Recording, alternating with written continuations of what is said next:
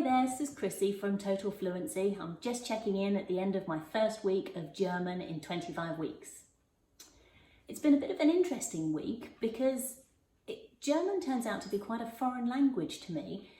So I knew a few words of German, like most people, before I started the programme. But as I've gone through this week's lessons, what I've found is that I didn't really know those words because I didn't know how to spell them correctly or even pronounce them particularly well. That said, I'm planning to match the progress of a student on an intensive language course. So that means over 25 weeks learning 3,000 fluency units. And I've made my start this week by learning 84. I've spent an hour this week learning German, and that's included 25 minutes of listening to German, which has been really interesting because I can't really understand what they're saying yet, but I am getting quite a nice feel for the rhythm and the sounds in the language. This week, my tip for you is going to be all about having a good plan.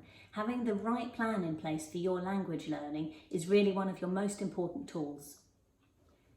We use SMART goals to design our language learning programs, and so today what I want to do is just go through SMART goals with you, but with language learning in mind. So the S in SMART is for specific, and it's our experience that the more specific you can be, the more likely you are to succeed. Now, to be specific, I need to know three things.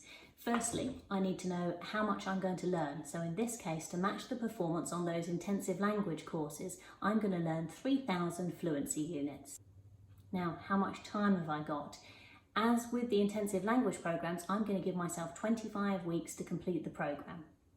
And then that allows me to calculate how fast I need to be learning. So in this case, it's going to require an average of 120 fluency units in each week.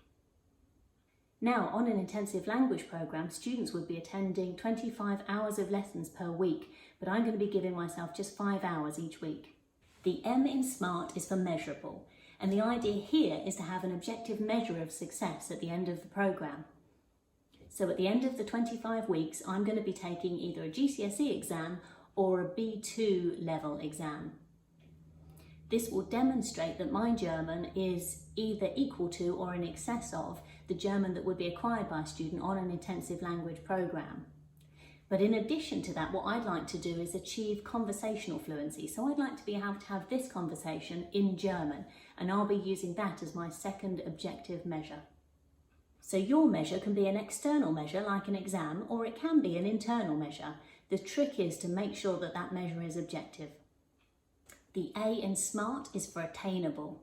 So going too fast or too slow can cause frustration and stress, and that's something we want to avoid because this is a 25-week program and we need to be able to maintain our motivation. Now, I'm going to be learning 120 fluency units per week, and I've given myself 5 hours per week to do that in. Now, I know from my past experience that this is an achievable rate for me, but you'll need to experiment a little bit at home to find out what the right rate is for you. Whatever rate you're going to be learning at, we recommend starting slowly as a new language can throw up some interesting new challenges.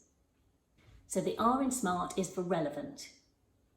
With motivation being so important in language learning, it's essential that you only learn relevant material. So my curriculum's highly focused on my two measurable goals. That's the exam and my ability to converse in German.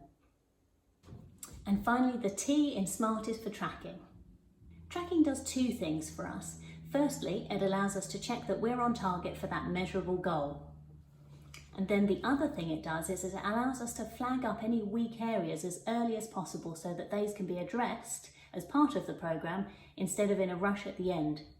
So I'll be tracking, firstly, the count of my fluency units. And in addition to that, I want to test myself each week on those fluency units to make sure I haven't forgotten anything that I learned last week.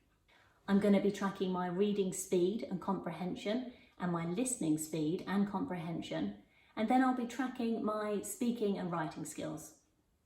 Finally, and most importantly, I'm going to be tracking time. So every minute that I spend learning German will be accounted for so that we can compare the progress that I make against the progress made in other courses.